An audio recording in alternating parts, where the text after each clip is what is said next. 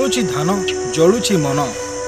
ଦୀର୍ଘଦିନ ଧରି ବଢ଼େଇ ରଖିଥିବା ସୁନାର ଫସଲ ନଷ୍ଟ ହୋଇଗଲା ପରେ ଜଳି ଯାଉଛି ଚାଷୀର ମନ।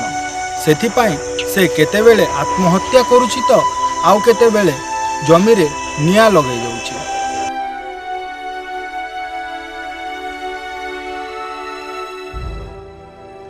ये हेउछंती सुवर्णपुर जिला सोनपुर ब्लॉक लछीपुर गाँवर पंचायत धार करज करी चाष करथिले 5 एकर धान फसल हेले चकड़ा पोक लगी नष्ट होईगला धान फसल।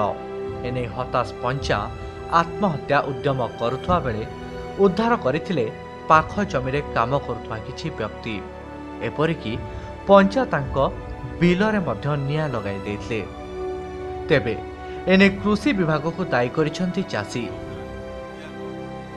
माने मुझे छोड़े नहीं गले ना मोर जिते जहाँ लाग भाग करी है इटा केन सुझमी ता माने सरकार भी संस्था नहीं कि है इटा चेकिंग करवार नहीं किसी नहीं से लगी जिते बेले खाई मरी चाषी मान को कहा के नहीं देखबार सरकार और नहीं आसबार जमीन बाड़ी के बुली नहीं आसबार ऐसे पंचायत आत्महत्या करूला पूरा आम चाषी मैंने आसिक छड़ाई चाषी के बचावार लगे जो से बचिक अलगाई आम भी मरवार लगे जाऊँ बीस पीवा लगे भी आत्महत्या करवा लगे भी चाहूँ। इटा मोर भाषा दिने पीबार लगे कि पूरा एवरी उद्यम कर ना टाइम के आम गाँव भद्र लोग धरिकी इटा पहुँचल ना खेत भितर इटा छड़े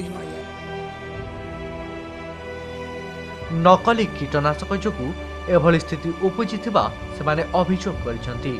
आ एथिपई सेमाने एक तदंत मध्य दाबी कर